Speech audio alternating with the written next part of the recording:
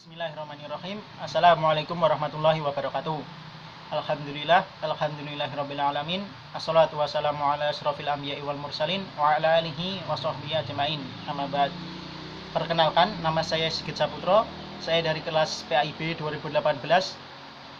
Di sini atau dalam video ini kita akan sedikit membahas mengenai ontologi, epistemologi, dan aksiologi peserta didik. Yang sebenarnya video ini dibuat untuk memenuhi mata kuliah filsafat pendidikan Islam. Sebelum masuk ke materi, kita bahas terlebih dahulu apa itu filsafat. Filsafat adalah ilmu pengetahuan yang berusaha memahami persoalan-persoalan yang timbul dalam keseluruhan ruang lingkup pengalaman kehidupan manusia. Dengan demikian, filsafat dibutuhkan manusia dalam upaya untuk menjawab pertanyaan-pertanyaan yang timbul dari berbagai lapangan kehidupan manusia, termasuk masalah kehidupan di bidang pendidikan juga. Jawaban hasil dari filsafat tersebut itu bersifat sistematis, integral, mendasar, dan bahkan menyeluruh. Filsafat dalam mencari jawaban dilakukan dengan cara ilmiah, objektif, memberi pertanggungjawaban dengan berdasarkan pada akal dan budi manusia. Demikian juga menjawab persoalan-persoalan di dalam bidang pendidikan. Demikian tadi pengertian dari filsafat. Langsung kita akan membahas mengenai ontologi, epistemologi, dan aksiologi. Yang pertama yaitu ontologi peserta didik. Berbicara tentang ontologi, tentu kita tidak akan bisa melepaskan diri dari kajian filsafat. Ontologi secara bahasa berasal dari bahasa Yunani, yaitu onto yang berarti ada dan logos yang berarti ilmu. Secara terminologi, ontologi dapat diartikan sebagai cabang ilmu filsafat yang berhubungan dengan hakikat hidup. Sedangkan objek kajian ontologi meliputi individu, ada umum, ada terbatas, ada tidak terbatas. Dari apa yang telah dipaparkan tersebut dapat dipahami bahwa ontologi adalah hakikat tentang keberadaan segala sesuatu yang ada dan mungkin ada. Lalu, apa hubungan atau kaitannya dengan peserta didik? Menurut John Locke, dia mengatakan bahwa seorang anak didik itu ibarat kertas putih dan kosong, atau objek yang dapat dibentuk berdasar keinginan atau orang yang ingin membentuknya. Untuk itu, maka dalam proses pendidikan yang dilakukan terhadap anak didik itu ditentukan juga oleh lingkungannya.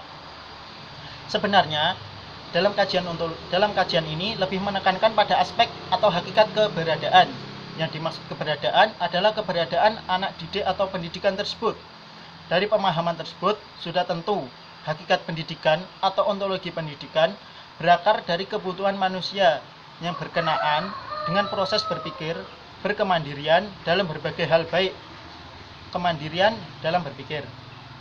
Oleh karena itu, melalui pendidikan siswa atau peserta didik diajarkan dengan baik tentang konsep ketuhanan yang sesungguhnya. Lalu untuk menyampaikannya tidak dalam kerangka yang hampa atau kosong saja. Di situ ada usaha yang bersifat membimbing dengan mengarahkan yang dilakukan oleh pendidik kepada peserta didik secara teratur dan berstruktur. Usaha pembinaan pendidikan kepada peserta didik itu ditujukan untuk menjadi manusia yang insan kamil atau manusia yang mulia. Begitu. Untuk yang pembahasan kedua mengenai epistemologi peserta didik.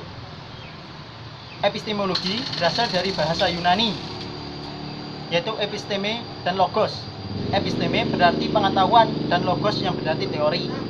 Epistemologi adalah cabang atau ilmu terjadinya pengetahuan dan kesahihan atau kebenaran ilmu pengetahuan tersebut. Atau bisa dikatakan lain, cara untuk memperoleh ilmu tersebut. Gitu. Sebenarnya, secara epistemologi, landasan pendidikan mengacu pada fitrah manusia. Salah satunya adalah menginginkan agar hidupnya bermakna, baik bermakna bagi dirinya sendiri atau bermakna dari orang lain atau lingkungannya. Formulasi epistemologi pendidikan pada prinsipnya adalah untuk memperjelas kedudukan manusia di dalam ranah pendidikan. Ketika kita mencoba untuk menjelaskannya, kedudukan manusia itu di ranah pendidikan dan bagaimana cara kita memperoleh ilmu pengetahuan. Jadi di dalam epistemologi ini kita mengajarkan peserta didik itu diajarkan bagaimana cara memperoleh ilmu yang langsung diajarkan oleh pendidik tersebut. Itu aksiologi. Apa itu aksiologi? Aksiologi berasal dari dua kata, yaitu aksios yang berarti nilai dan logos yang berarti ilmu. Jadi aksiologi adalah ilmu yang membahas tentang nilai. Lalu, apa aplikasinya dalam dunia pendidikan?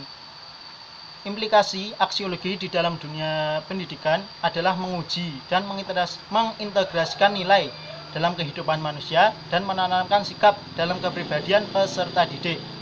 Memang untuk menjelaskan apakah yang baik itu benar, buruk, dan jahat bukanlah sesuatu yang mudah. Apalagi baik, benar, indah, dan buruk dalam arti mendalam dimaksudkan untuk membina kepribadian ideal anak. Jelas merupakan tugas utama pendidikan untuk menjadikan peserta didik itu manusia yang dengan tujuannya tadi menjadikan manusia yang insan kamil, seperti itu.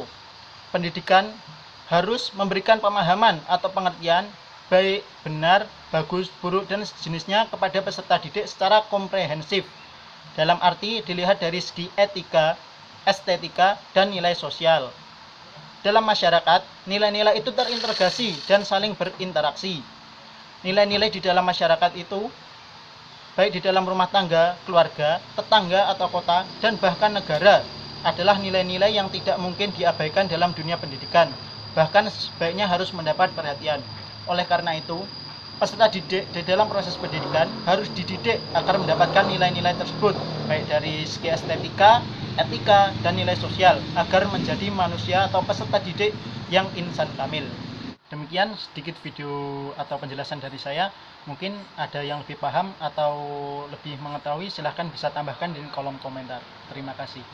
Sekali lagi, tugas ini dibuat untuk memenuhi tugas mata kuliah Filsafat Pendidikan Islam. Sekian dari saya. Wallahul muwaffiq ila aqwamit thoriq. Assalamualaikum warahmatullahi wabarakatuh.